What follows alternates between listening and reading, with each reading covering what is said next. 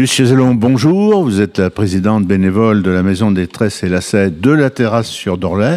Et bienvenue à 42 TV dans le studio du centre commercial Style de Saint-Étienne. Bonjour à vous et merci de l'invitation. Alors la Maison des Tresses et Lacets, c'est un musée associatif.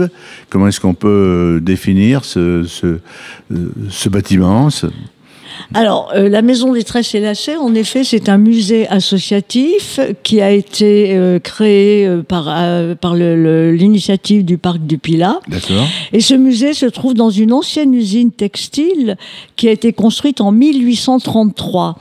Alors, on est dans la vallée du Dorlay. Dans un hameau qui s'appelle Moulin-Pinte. Exactement, un lieu qui s'appelle Moulin-Pinte. Donc, c'est un moulin qui fonctionnait avec l'énergie hydraulique. Et la particularité et l'intérêt de ce lieu, c'est que, étant installé dans une ancienne usine textile, c'est le témoin de toute l'activité industrielle textile de la vallée du Dorlay et de la vallée du Gier. Et particulièrement de la fabrication des tresses et des lacets. Parce que c'est une activité qui a fait la réputation de Saint-Chamond. On dit qu'au début fin 19e, début 20e, cette partie-là du territoire était la capitale mondiale du lacet. Voilà. Alors, ce musée associatif a été créé en 1988. Il est donc ouvert au public et nous accueillons, dans le cadre de visites guidées, nous accueillons le public pour visiter, pour montrer comment on fabrique des lacets. Alors vous avez dit qu'à l'origine, il y avait le parc naturel régional du Pilat. Est-ce qu'aujourd'hui, vous avez toujours gardé des liens avec cette structure ? Bien sûr. Oui. Alors, bien sûr, oui, c'est un lien qui est majeur, qui est extrêmement important.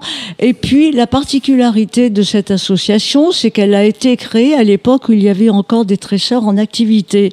Donc, nous avons un petit peu comme au musée de la mine de Saint-Étienne, où d'anciens mineurs parfois font des visites guidées, répondent à des questions de collégiens ou de lycéens. Et ce sont les fondateurs de ce musée associatif. Et je trouve que c'est presque un miracle que ce lieu existe en l'état, puisqu'on a en fonctionnement 40 métiers qui encore fonctionnent, qui tressent des galons, des tresses, des lacets.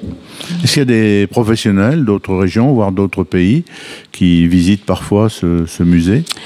Alors que la profession a complètement évolué. Oui, bien sûr. Mais les tresseurs en France, beaucoup ont disparu parce que, au regard de l'évolution des activités textiles en France.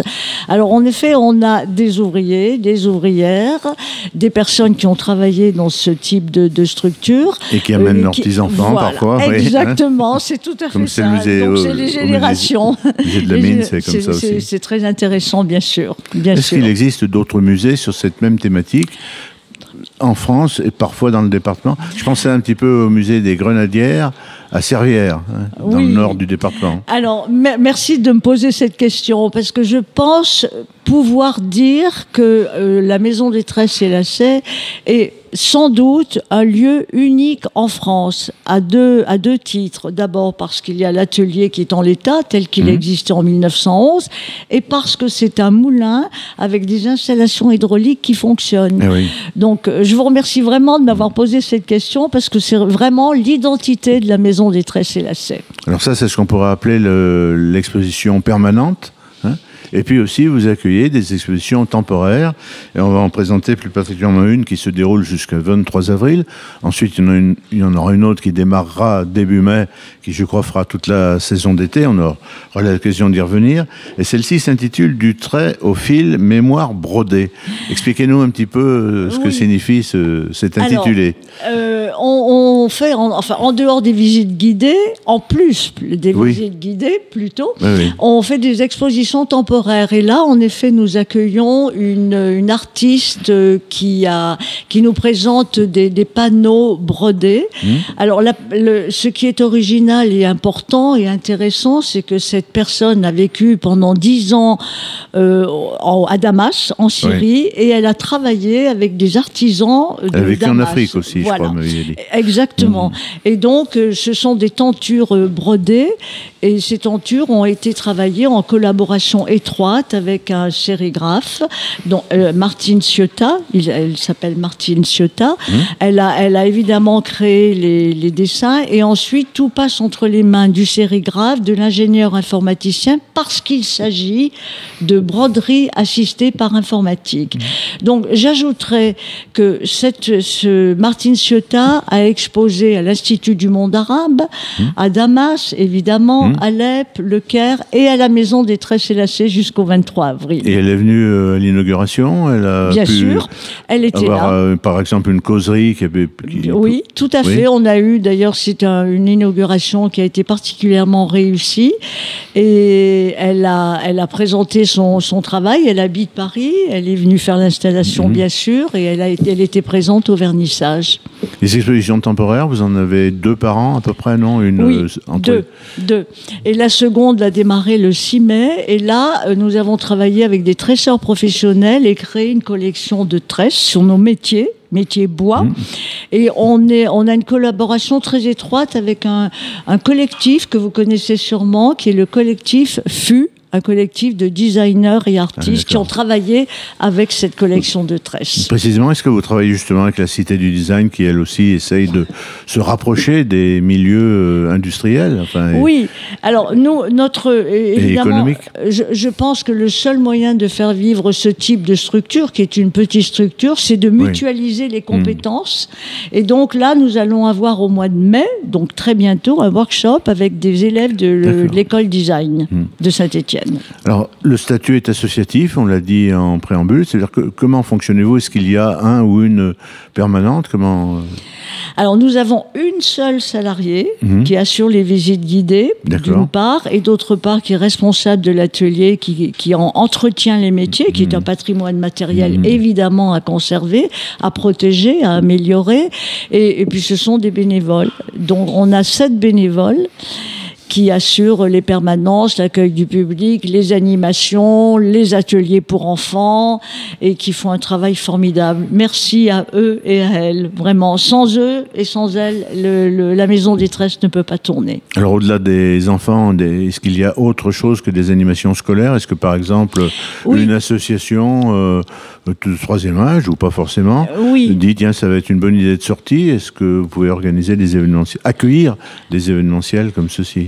Alors, les événementiels, on fait par exemple les puces des couturières au mois d'octobre. Et ça marche très très bien, parce qu'il n'y en a pas beaucoup dans le... On peut donner quelques précisions, les puces des couturières. On fera bientôt passer les informations et les inscriptions. Donc, on a une quinzaine de personnes qui viennent. Alors, les puces des couturières, on vend, ce sont souvent d'anciennes couturières ou d'anciennes personnes qui ont travaillé avec le fil et qui viennent vendre. Donc, le mot est clair, l'expression est claire, puces des couturières. Alors, on a aussi des animations pédagogiques, et je voudrais bien mettre l'accent sur... C'est la transmission d'un patrimoine, d'une histoire et d'un patrimoine industriel. Et on reçoit essentiellement des élèves de primaire. D'accord. Quelques mots là pour terminer sur est-ce que le parc naturel régional, qui est plutôt bon en communication, c'est un journaliste qui vous le dit, vous aide aussi, non? Vous êtes plus sceptique? Alors, en parlant du parc régional du Pilat, il y a eu une initiative qui est, à mon avis, extrêmement intéressante, c'est la mise en valeur de la vallée du Dorlay. Il y a une association qui a été créée qui s'appelle les Nouveaux Ateliers du Dorlay. Et la Maison des Tresses, évidemment, fait partie de... Et il y a, on peut peut-être pas aller dans le détail pour le moment, mais on pourrait y revenir. Il y a vraiment des initiatives qui sont extrêmement intéressantes et pertinentes, surtout. Et qui, pour le moment, ça démarre, mais ça commence bien. Ça commence très bien. Et en quelques secondes, quelques informations pratiques. On rappelle l'adresse, peut-être le numéro de téléphone, le site internet si vous en avez un. Alors, donc c'est Maison des Tresses et Lacets, Moulins-Pinte, à la terrasse sur Dorlay. PINTE. PINTE, oui. Le téléphone 04 77 20 91 06 et mon portable 06 18 82 35 43. Nous n'avons pas de site internet, mais Instagram et Facebook. Très bien, je rappelle que votre exposition actuelle est visible jusqu'au 23 avril. Merci beaucoup d'être venu nous visiter ici dans notre studio du Style. Merci à vous.